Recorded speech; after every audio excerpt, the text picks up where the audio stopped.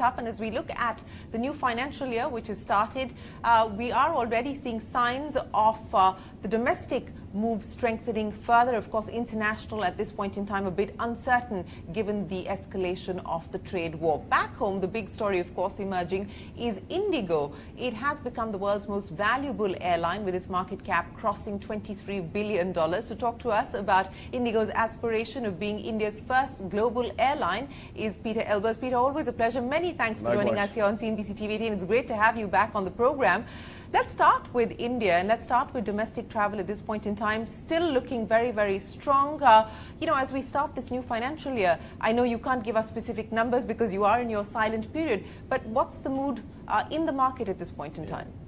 Yeah, thank you. Thanks for having me here today, and it's a pleasure to speak to you always. If we look about the development of the domestic market and we take the most recent published official numbers, and as you said, I cannot give any speculation about today's numbers since we're in that silent period.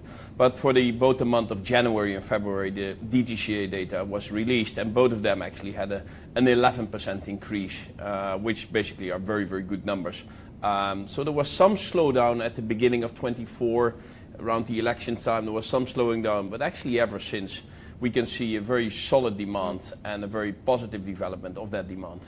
Well, speaking of demand and speaking of positive developments, I'm just taking a look at the numbers for your summer schedule, 14,158 weekly flights. That's much higher than the 13,050 flights last summer. Yeah, we keep adding and we keep growing, and for the financial year which is past, we announced a early double-digit growth. We have actually the same outlook for the next year.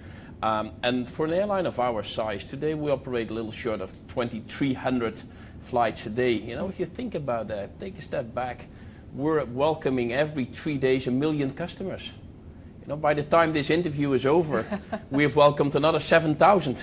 So it just shows that the numbers are there and the numbers continue to grow. So our ambition really is to double towards the end of the decade. That's a long-term projection, but in the meantime, we keep adding these numbers. Well, speaking of adding numbers, it's what, a plane a week at this point in time? That's the run rate that you're working with? Yeah, that is still the runway. I mean, the last year, 24, we received 58 aircraft, and I think it gives a lot of pride to everyone at Indigo and probably India also. The single largest taker of planes on the world, not the region but the world, was Indigo. So here we are, an 18-year young Indian airline taking the highest number of plane deliveries from anywhere in the world, 58 planes. That means more than one a week we had last year, and our ambition is actually to continue that growth path well into the next decade. Well, I know it doesn't directly impact Indigo, but let me ask you about what you make of China's decision not to order Boeing jets any longer. We don't know whether that will eventually happen or not, but how do you see that development? That entire discussion today around the tariffs and that US China development, especially when it comes to aircraft, I think the world today is in need of having multiple suppliers when it comes to aircraft, and clearly Boeing and Airbus being the two largest. So I would assume that the resolution is found one way or the other at that point in time. Well, speaking of finding a resolution for the capacity constraints that you're faced with, you are continuing to lease aircraft. You've just leased 4 more from Norse. What's the plan on that front, especially as you have these big global ambitions? Well, the Indian market is growing at a great rate. Despite our large order book, still some of the global supply chain challenges are really affecting us when it comes to delivering the capacity. So ever since this started to occur 3 years ago, we have taken a whole range of mitigating measures in terms of extending leases, getting temporary planes, doing some damp leases. All these things have really helped us to live up to our capacity guidance. Now we have ordered the wide bodies, so we have 27. The first wide bodies are coming in, and actually we don't want to wait for that. So as a bridging until that time, we started to damp lease 787s from Norse. So does this give me a sense that the decision to not wait for the wide bodies and actually go in for leases is a way for you to accelerate and speed up your international expansion plans? It surely is. The market is there. A lot of Indian travelers today don't have the opportunity to travel either direct or travel on an Indian operator. I think by us providing that that capacity, there's an opportunity for people to start flying direct, or to, we have announced Manchester is going to be the first direct connection from Delhi into Manchester. That's great, both for the people in Delhi and actually India, and the people in Manchester. Amsterdam is the other destination we'll be starting adding, and there's more to come. And so what more can we expect, at least as far as this financial year is concerned? How many more destinations do you intend to add? Well, we will have the number of Norse planes going up from 1 to 4 in this year. We will start with the XLR. That's a very important development for Indigo. That will allow us to further stretch the range. We haven't disclosed yet which destination, which number, but let me share the following number with you to get a bit of an indication. When I joined Indigo 3 years back, we had like 25-ish international destinations. Today we're 40. And Fujairah has been announced as number 41. So that is in a time span of less than 3 years. You've doubled. We pretty much doubled. Yeah. And of course there's an end to, you cannot endlessly double it. But India was so largely underserved, and the demand for the Indian consumers, ranging it from Karabi in Thailand to the Middle East to Europe, is just massive. So coming back to specifics now, in terms of your international ambitions, because when we last spoke, you said you want to make Indigo India's global airline. So in the near term, what does that mean in terms of the number of people that you will fly on your international operations? What does that also mean in terms of your margins and change of margin profile?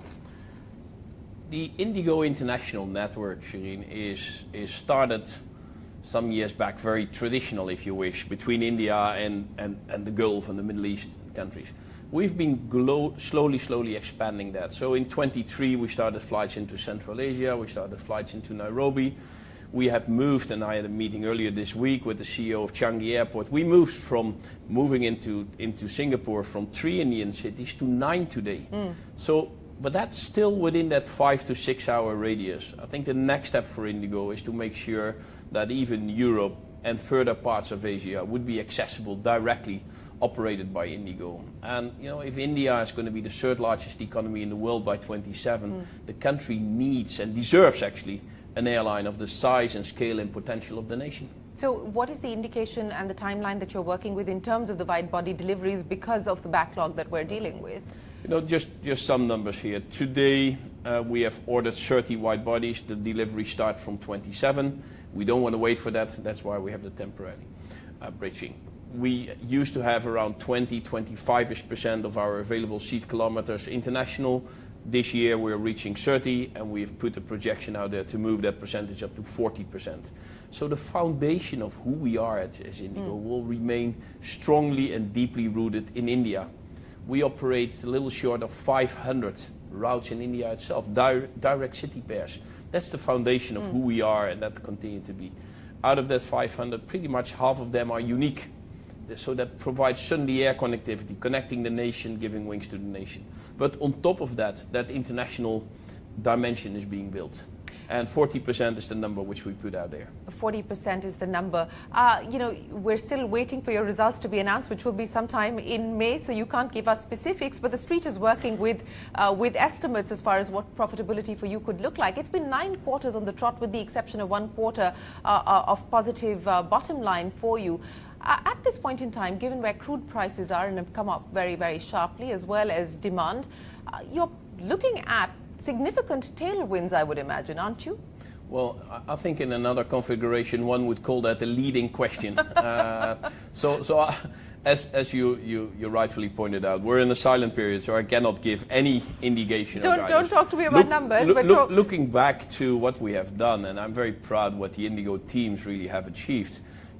In middle of 22, we were exiting from COVID, and I remember joining at that point in time. We made a sort of small profit, but was very meaningful because it was actually, the dark days of COVID were behind us, and we started to emerge from that. And ever since, we have been building not only our network, our customer proposition, our profiling, but actually creating the margins to start investing in the future of the company.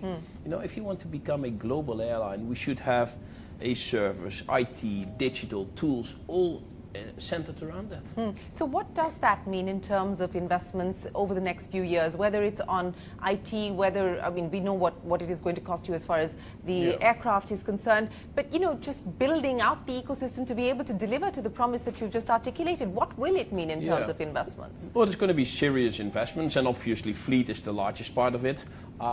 Next to fleet, it's people.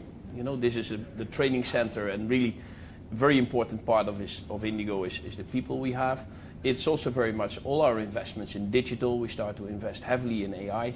You know, we were a bit behind that, but if India's home, we should invest to that, and we should actually lead that. So we have our own sort of AI center now building and working. Is there a number, you know, that you can share in terms of what you've invested so far on AI? I don't have a number in number of crores, but it's multiple crores. Obviously, we're investing in that. And last but not least, it's not only our own investment, but also partnerships. So as recent as last week, we signed up a big partnership with Accor. So it's the first of its kind in India. And basically what we will be having now, that all our blue chip members can start using their points in staying in Accor hotels. And Accor members can using their points in flying Indigo. Accor is present in all our 40 international destinations. So remind, what does it mean for an Indian consumer? You fly a lot domestic, you use your points to either fly with us international or have your hotel in Bangkok or Dubai or Singapore, wherever you go, and use the Accor hotel. So, you know, Accor is one of the partners that you've signed up as far as the Blue Chip loyalty program is concerned. I just saw that you've announced a partnership with Swiggy today as well. So, you know, as you look at building out this partnership ecosystem, what should we look forward to next? No, I think the philosophy here is we'll have a couple of leading partners in different spaces, and building an ecosystem is exactly what the word is. So it will have, you know, Accor is clearly such a great global hotel brand that we sign up with that one, and then probably we have a couple of smaller ones. Swiggy is a very different notion, but also helping us to build that ecosystem, and especially in the high speed of India. You know, the speed of having partners adding it, that I think Indigo is very well placed to participate in that boom. Let's talk about Indigo Stretch, which is of course the business class offering and part of the premiumization strategy as far as Indigo is concerned. What's the response been like? I mean, you launched in November, so it's well over 6 months at this point in time. You've gone from Delhi now to Mumbai, Chennai, Bangalore. What can we expect in terms of Indigo Stretch? Yeah. Maybe first to address one point. You said the premiumization strategy. I wouldn't call it the premiumization strategy. What we have is that very foundation. So we have a little short of 500 domestic routes. We'll have 10 out of those 500 having this stretch product. So we're basically adding a product on top of what we have. And then even on those 10 routes, if we take Delhi, Mumbai, there's 20 flights a day. There's a seat. A plane has 220 seats, 12 of them are premium, and all the rest is economy. But it's very important for us because it starts to prepare for the next phase for international, start to prepare for our corporates. Delhi Mumbai was the first route to start. That one has been received very, very well. The reviews we get on social media, from customers, emails, whatever, is very, very positive. It's a tailor-made product. Yeah. It's very much geared to what we have. You know, for example, we have now all these flights there, and people just love it. So Delhi Mumbai is doing well. It started. It's in full operation. Delhi Bangalore is just recently completed its full 14 daily flights. Are now all being accommodated. We have Chennai launched, and Hyderabad is the next one to be on the list. Yeah, and so the planes that you're getting in, the one a week that comes in, all will have these 12 stretch seats. Yes, Shereen. So we have taken a decision to have 45 of these aircraft with stretch. We started in November last year, each and every plane. So every month. Pretty much every Monday a new plane comes in, sometimes on Friday. But you know, we have these planes coming in, and every new plane comes in, we put it on the route immediately. So the the incubation period, if you want to call it like that, for us is like 12 months, and then all these routes should be in operation, which is incredible speed. With speed and efficiency, and let's talk about efficiency and where you believe you can draw out more efficiency at this point in time to try and give you a further bump up as far as margins are concerned. I mean, you continue to be the market leader, well over 60% share at this point in time. What else do you believe that you can do to squeeze out more from the business to juice it out even further? I think Indigo has developed and optimized its processes in a formidable way. The 3-point disembarkation, the turnarounds of planes, the efficiency of the processes. In an environment where sometimes capacity constraints, airports in renovation, air traffic control. So it's the weather, it has a lot of challenges. Despite that, I think Indigo has optimized that. So that's where small innovations like adding a third ramp is helpful. I think the next breakthrough really is going to be in the field of digital, where a lot of information to our customers could be further digitized, could be further optimized. Self-rebooking tool, if there's bad weather, why should we rebook your flight? You may want to do it yourself, you choose yourself. So there's a lot of these processes in the works where we really believe that that's the next level of optimization. Let's talk about some of the regulatory challenges that perhaps could be on the anvil. We've once again seen the parliamentary panel recommend the possibility of looking at intervening in the market as far as prices are concerned. We've now got the government setting up a special cell where customers can actually talk about their complaints as far as pricing is concerned. Would you worry about the possibility of government intervention on pricing at this point in time? When there's a body where customers can complain about certain things, I think that's a good thing. There's always good for companies to have a body which keeps sort of things in balance and things. So I think in general to have a body like that is a good thing. Having said that, looking at the Indian market, it's one of the most, if not the most competitive market in the world. The average price levels are extremely competitive. There has been some recent reports which made a comparison. How did inflation go over the years and how did airfares go? And actually you could see that the inflation has gone much faster than the airfare. So we need to catch up in that in efficiency and sort of in order to keep the margins. Because in the long run there must be a correlation between the cost of doing business and the price of airfares, right? Otherwise you'll be out of business. And I think this is some part of the history of aviation in India. Last and very importantly, if we want to build global aviation giants in India, we should also look at what's the global dimension and global dynamics we're playing in and what type of airlines and size of airlines we need for that. So a good thing that the body is there, we fully support and we're fully transparent on that. When it comes to average prices, it is one of the most competitive markets in the world. Yes, there's peaks, but so is that in hotels. And let's look at it more from a global level rather than at the specific domestic route. But has there been any conversation with the government on this issue? There's permanent conversations. if there's questions, there's conversations, right? And I don't. I would imagine that you got a lot of calls during the Mahakumbh. As an airline, we should never shy away from those conversations. And when there are certain prices which, if there's one ticket which has 40,000 rupees on the route, that are occasions. Sometimes these systems push up the prices. I think the real discussion for the Mahakumbh is when it became clear that there was so much demand, we pretty much doubled the number of flights we had. If you've been to Prayagraj airport, it's not a very large airport. So I think the collaboration between the airport, the air traffic control, the authorities, ourselves, to put in all these additional flights, that worked out very, very well. And then, yes, there's a lot of chatter about, there was someone booking a flight in the south of India, connecting over Delhi and Hyderabad, and then, but let's park that for a minute. Let's look what we have collectively achieved in making sure that all these people could travel there. I was one of them. You were? How many people did you fly to the Mahakumbh? I think we operated close to 1,000 flights. There's 230 seats per flight. So that pretty much back and forth. So that's what, 5 lakh? Yeah. In and out together? Yeah. A very rough estimate. Well, you know, again, potential. I think we share passion for numbers, so it should be around 5 do, lakhs. and today we're finding it hard to talk about them. But staying with possible regulatory challenges, I mean, there was a pushback from industry on the change as far as flying norms were concerned for pilots and the crew. Now the norms are expected to kick in July, the new FDTL norms. What will that mean? I mean, I don't know whether they will or won't. As of now, they're slated to come out in July. What will that mean in terms of operations and your turnaround times? No. Safety for us is of paramount importance, and clearly it's important to continuously review all these rules which are related to that.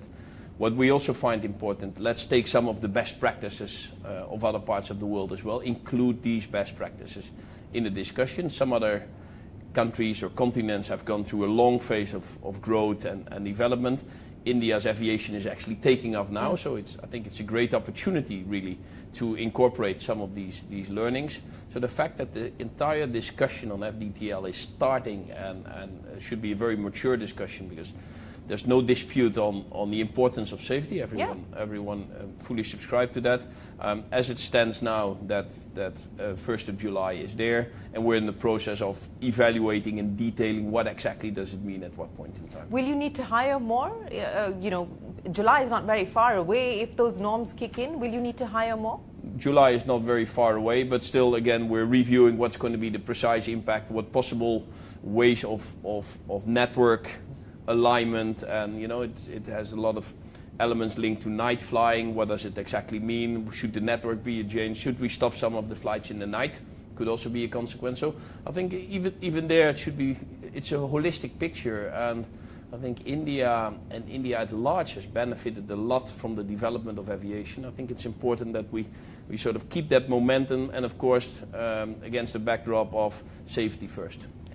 But just, you know, a final question on this issue. You talked about how India must benchmark itself to global standards, but I would imagine that this would be on par, what the government has recommended and proposed. Is it on par with what we are seeing globally, or is it different? If it is different, how is it different? Well, that's exactly the process we're doing now. See how we can take some of the learnings and some of the experiences from other parts of the world and see how they correlate. That's a process we're in now. Okay.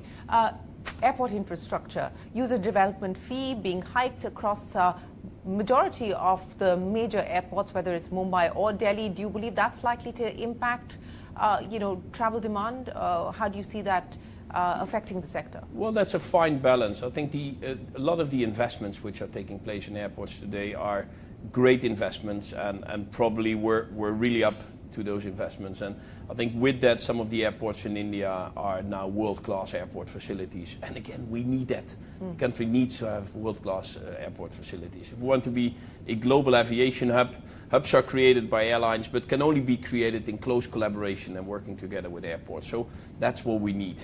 Having said that, looking at the price sensitivity, a few hundred of rupees sometimes is enough to have people flying or not flying. So we should be mindful of looking how these user fees will eventually find their way into ticket prices. Because at the end of the day, there's a correlation between what is the price and the cost price of a product, and what is the price for the consumer eventually. So full support for all the changes. I think it's important that it's being done. But we should be mindful that, you know, at the end of the day, the price of the ticket is based on different elements, and this aspect is an important part of that, and that should be in line with it. Is it in line with what you believe is the kind of threshold, or do you believe it's tipped over? I think at some points it runs the risk of tipping over. You know, if you take the price of a ticket, the price of some of the UDFs should, in terms of percentage and correlation, should be not too much as a total price of the ticket, right? There's going to be fuel and flying and this and that and the other. So I think, again, full support for all the changes we're making, but we should be mindful of what would it do eventually for the total ticket prices. You've also got new airports coming up. You've got the new airport coming up in Mumbai. Of course, you've had to move airports here in Delhi. There's Jewar expected, you know, and that's on the anvil as well. In terms of the new airport infrastructure coming in, what does that mean as far as perhaps opportunities, but also adding to the complexity as far as an airline is concerned? Well, I see it as a big opportunity, and all the large cities in the world, the mega cities in the world, are having 2, 3, or even sometimes more airports. London, Paris, New York, Shanghai, Tokyo, they all have multiple airport systems. India didn't have that system so far. Therefore, 25 is a big year for Indian aviation. So we welcome very much the opening here in Noida. We welcome the opening in Navi Mumbai. Indigo has committed very much to both new airports. We had the honor to do the sort of first test flights on both airports. They went very well. We will start building without decreasing on the existing airports. So I believe there's room for us to operate from both and not to decrease at the existing airports. After this, I think India is well covered, and thanks to all the great work of the Indian government, the number of airports is massive already. Think about that, 85% or 87% of the Indian population is living within 100 kilometers of an Indigo served airport. And we serve 91 airports in the nation itself. So the number of airports is very significant. I think the next step, and that's happening, is building bigger airports and work on that entire ecosystem with air traffic control, airports, airlines, to make sure that we can use the existing capacity even better. You know, since we're talking about opportunities for India, you're going to be hosting the big IATA conference after what, a period of 40 years or 42 years here in India. Take me through what you intend to do to send out the message that India is open for business and for travelers. That's exactly it. India is open for business and for travel. And I think India has a great opportunity by attracting more foreign travelers, be it for business, be it for tourism, be it VFR. I'm proud that Indigo will be the host airline, and we've put our best foot forward to bring the AGM to India. And why is it important? It is important because the entire sort of aviation fraternity will come to India. We'll see actually what's happening in India. It's a pretty small fraternity, if you look at it. But, you know, I think the importance is to have everyone coming here, see what's happening in India, see the growth of India, see the Indian landscape moving. And that's a great, I think, opportunity to showcase that, you know, sometimes India was still associated with an aviation market which was taking place mostly outside the country itself. I think with all the investments being taking place, now it's moving here in the country. So after 42 years, and yes, indeed, Indigo is hosting, and we're very proud of that. You know, Peter, I'm going to talk to you about something which is, you know, you pick up on this on social media, you pick up on this from customers who sometimes even reach out to us and so on and so forth. You are today the world's most valuable airline. But are you India's most loved airline is the question, and do you aspire to be India's most loved airline? I would say yes, we are. If I see what we do for the communities in terms of providing air connectivity, in terms of providing services, half of our routes are routes where others are not operating, so we're actually creating that opportunity. When I traveled to, not so long ago, I was in Durgapur and Deoghar, if you see what we are doing there in terms of creating that connectivity, so that's that much appreciated, recognized. So that is, if you want to call it, the hardware of the equation. But what about the software? When we look to the software, exactly, I was coming to that. When we look to the software and see what our staff is doing in often very difficult circumstances. You know, if there's a flood at the Chennai airport last year, our people stand there and they deal with all the challenges which are there. It's outside anyone's control what's happening, and yet they deal with it. If I see the work we're doing, we now moved from the Delhi Terminal 2, temporarily closed, everything had to go to Terminal 1. That's a massive operation, and yet they do it.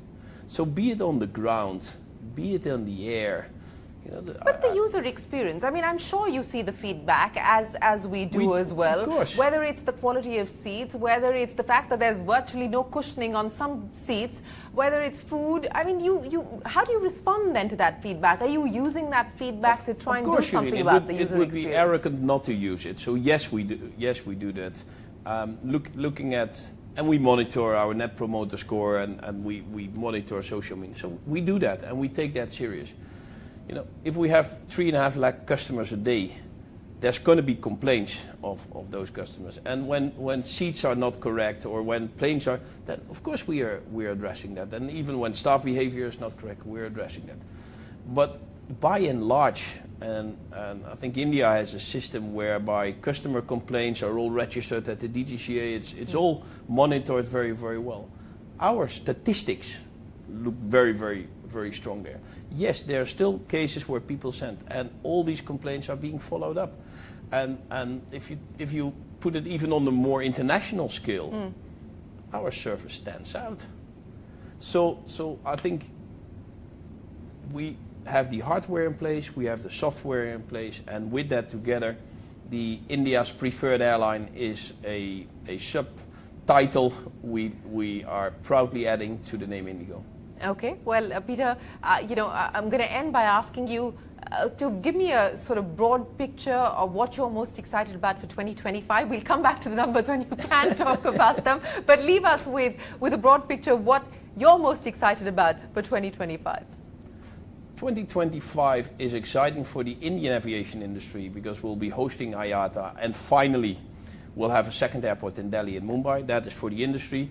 For Indigo specifically, we accelerate our internationalization, so we grow to more destinations. We got the wide bodies coming in, we got the XLR coming in, and that will basically be a very important step in the building of our global footprint. And from a customer perspective, we'll have the stretch domestic, we have a loyalty program, and we have a lot of new services on offer.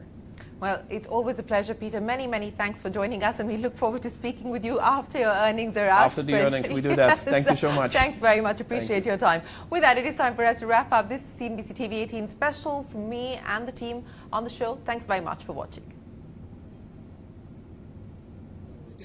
Present today in order the Honorable